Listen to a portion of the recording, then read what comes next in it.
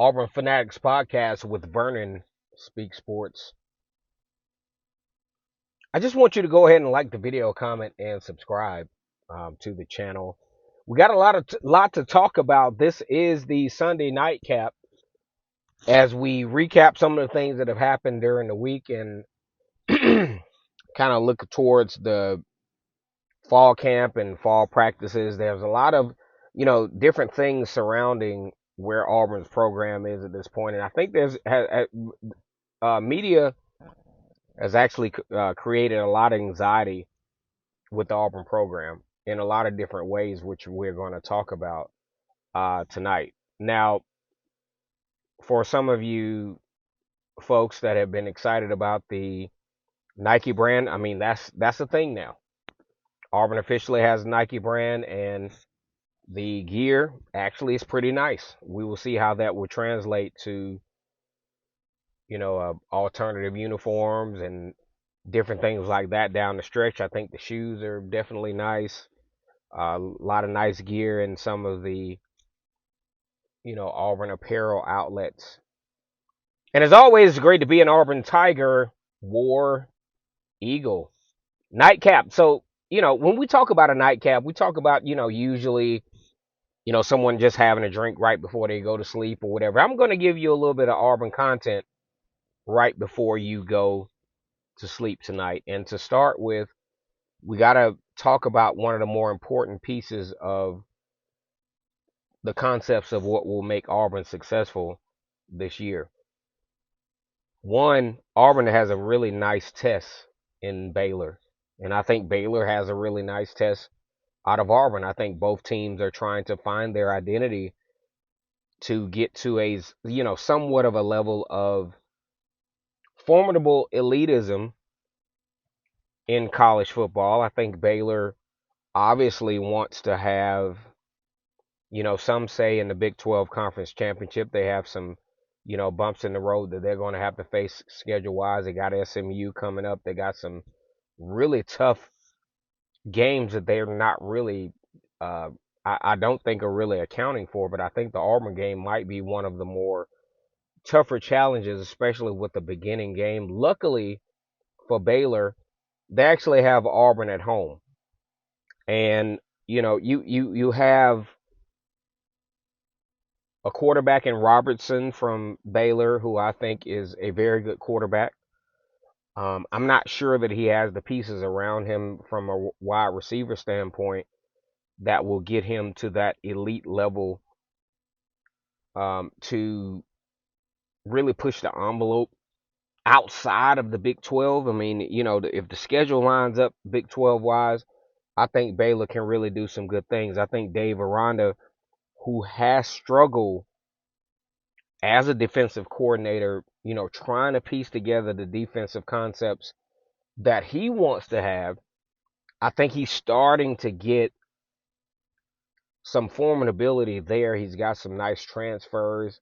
He's beefed up his defensive line a little bit. And I think he really has to continue to hone on creating turnovers, which he's done a really good job of. But the problem with this defense up to this point, and I think a lot of the Baylor fans will, echo my sentiments, they give up a lot of big plays. And this Auburn team, with the wide receiver core, with what they have, if things can click together, I think could be very problematic for Baylor. Just in my opinion. Just, I've watched before I came back, to doing videos. I started to look at, what's going on? What is the opposition? What are we up against?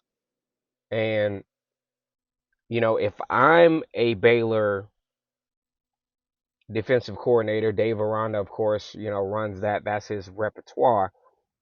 I'm a little nervous in this game. But we're going to talk about some reason why he may not be as nervous as we think he probably should be. All right, so once again, this is the Sunday nightcap. Man, I really want you all to get engaged with the comments. Just give some comments. Like, one, We're going to talk about this on this channel a little bit later on. What do you think Auburn's record is going to be? You know what I mean? What do you think is going to be? Because they have this app called Chat GPT that kind of gives a synopsis of what Auburn's record will be end of season. I'm not sure I'm agree. Most of the consensual things are between 8-4 and 10-2 at the optimal level. Maybe so. I mean, I don't know. And the reason that I don't know is because the first thing we're going to talk about the running back room here on this Sunday night. Beautiful Sunday night in Georgia. You know, I think Damari Alston has paid his dues. He's waited his turn. He's, had some nice moments. But just as I'm a little cautious of this, you know, Damari Alston has had tendencies to turn the ball over at really key times, and he's backed up by Jeremiah Cobb. And I think if Auburn is really going to be, if I think Auburn's success outside of the doubts of Jackson Arnold, which reasonably so, and we're going to talk about that in a minute. Auburn's running backs, you know, have to do their diligence in protecting the football because if I'm Auburn going into that Baylor game and I have the opportunity to win the toss and late kick, this is some years ago. He's like, man, we're talking about hypothetical, coin toss situations, and yes, we are talking about it. If I'm Auburn, I'm going to Baylor, a really nice atmosphere for college football, an atmosphere that can be very problematic for Auburn. You know what? I'm going to let my defense have the opportunity to make the mistakes first, which I don't think they will. If if I win the coin toss as Hugh Freeze and the Auburn coaching staff, guess what? Hostile environment. I don't know how the game is going to play out, because the first part of the first quarter, you kind of duking it out. I was looking at a fight the other day. They duking it out, and then things started to let loose. So if I'm a coach on the road, the first I'd say the first couple of possessions for both teams are, they're trying to feel things out. They're trying to see where the other team is coming from. But if I have the opportunity, given what may happen, I may, especially on the road, I'm going to give my, I'm going to put the ball in the other team's hands if I win the toss. I'm going to let my defense go out there. I'm going to see what we're working with. They score touchdown, they score field goal. I mean, that's a momentum killer in a lot of degrees, but there's nothing more of a momentum killer on the road. First year quarterback, you got some, questionable ball handling at running back. I think you got a better offensive line. I think you have some great wide receivers. I think you need to put your defense on the field first and kind of get a feel for things, kind of get a feel for what the defense is going to be working with, because usually in a first game situation the defense is a little bit more prepared for that initial shot than the offense, because the last thing you need is what Auburn potentially had in at California a couple of years ago, where first game, first series, even though it was brought back, you got a Peyton Thorne fumbles the football, California scores, definitely momentum killer, but somehow it worked out in Auburn's favor. So I think if you're an Auburn Tiger, you got to put the ball in the hands of the defense first. That's an oxymoron. You can't put the ball, yeah, whatever. But either way, the defense needs to be on the field first. and to see what is going on, because usually if you put that offense on the field first, there's a fumble, there's an interception, there's this crazy 3 and out. I think in that scenario, defense on the field first for Auburn. Maybe they get a 3 and out. Maybe they get Baylor gets a first down or so. Maybe Baylor gets a field goal or a touchdown. I just don't think that will be as detrimental as a crucial mistake on offense, because with offense, you got to have the utmost confidence, especially Jackson Arnold just hasn't been that guy when it comes to protecting the football. Last thing you need is a pick six or a fumble recovery. I mean, that's just going to, kind of add to what he has already been or what people already perceive him to be as a quarterback. Now, the next thing you look at is the Auburn running game. I think if Auburn is going to be successful in the early term of the season, they got to be able to run the football, and I think they will have the ability to do so. But you got to be able to do so with the ability to protect the football. Now they have Damari Austin, who obviously has the ability.